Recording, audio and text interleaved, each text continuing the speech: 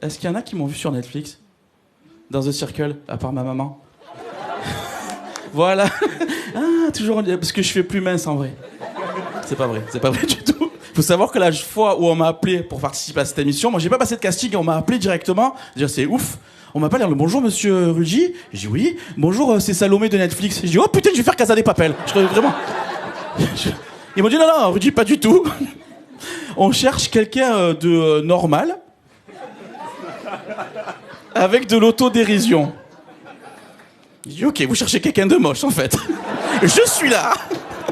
En fait, voilà, j'ai participé à une émission qui s'appelle The Circle Game. Pour ceux qui savent pas, c'est une émission, en fait, on est 8 candidats, on est dans un immeuble, on se rencontre jamais, et vu qu'on se rencontre jamais, on peut se faire passer pour qui on veut. Et moi, je me suis fait passer pour un beau gosse de ouf. Et dans cette émission, j'ai buzzé grave, parce qu'en fait, j'ai fait un truc en plus des autres.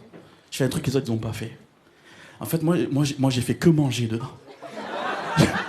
J'ai fait que manger dans cette émission. La première phrase que j'ai dit quand je suis rentré dans l'appartement, c'est « Oh putain, ils ont mis des gnocchis !» C'est le premier truc que j'ai dit. Et j'ai fait un truc qui a cartonné pour ceux qui ont vu l'émission, c'est que j'ai fait, je sais pas si vous savez, je sais pas si vous connaissiez, les pizzas pain de mie. Qui connaît ça? Alors, c'est normal, c'est que ma mère qui a inventé ça, je vous explique. Quand ma mère elle avait pas trop de sous pour nous commander des pizzas, elle faisait les pizzas pain de mie. C'est-à-dire elle prenait du pain de mie, elle mettait de la sauce tomate, du râpé, elle mettait au four, ça faisait des pizzas pain de mie. Et ça a cartonné ça. Et dans l'émission, il y avait des vrais beaux gosses, tu vois. Il y avait Romain, Paolo, Cédric et eux. Quand l'émission elle est passée, ils ont reçu plein de messages de meufs. Moi, je n'ai pas eu un seul. Moi, j'ai reçu que des photos de pizza pain de mie.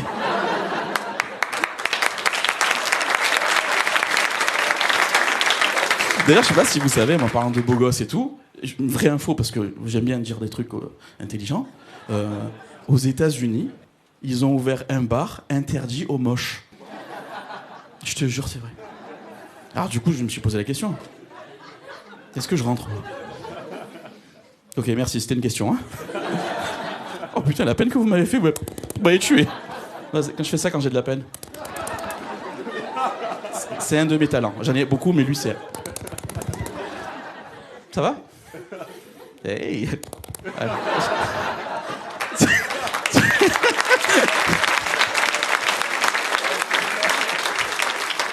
Non mais c'est vrai, t'imagines, ils ont fait un bar interdit aux moches. C'est incroyable. Déjà, la pire des questions que je me poserais, c'est est-ce que j'aurais le courage d'y aller là-bas?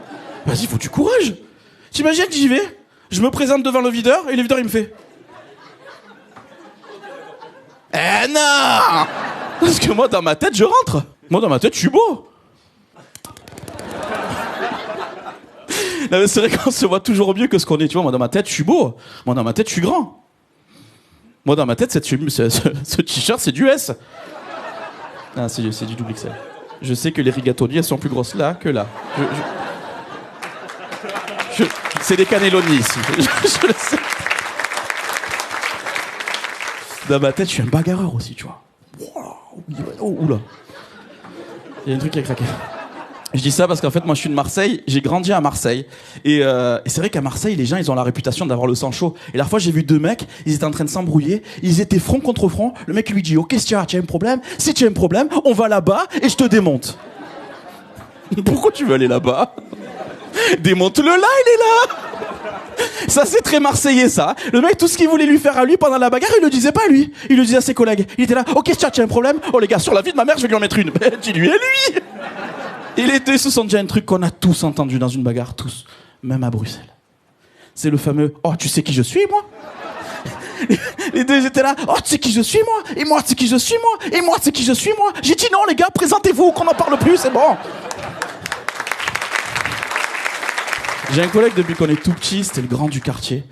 Il a toujours fait de la muscu, c'était une baraque comme ça. Et lui, depuis tout petit, son kiff, c'est que tout ce qu'il voyait, il se disait qu'il pouvait le porter. C'était super bizarre. Et un jour, je le croise, tu vois, lui, il doit avoir 20 ans, moi, je devais avoir 12-13 ans, tu vois, j'étais encore un petit. Je le crois, il s'appelait Juice, une baraque comme ça. Il vient voir, il me dit « Rudy !» Parce qu'il avait une voix aiguë. « Rudy, ça va, frérot ?» Je fais « Ça va, et toi, frère ?»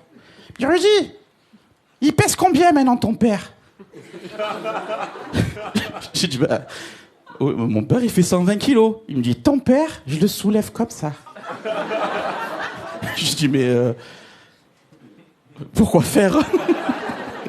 À quoi ça va te servir dans la vie de savoir soulever Jean-Luc? Oui, parce que mon père s'appelle Jean-Luc. Ça veut dire que lui, depuis qu'on est tout petit, à chaque fois qu'il voyait mon père sortir de l'immeuble, il se disait... Un jour, lui, je le soulève.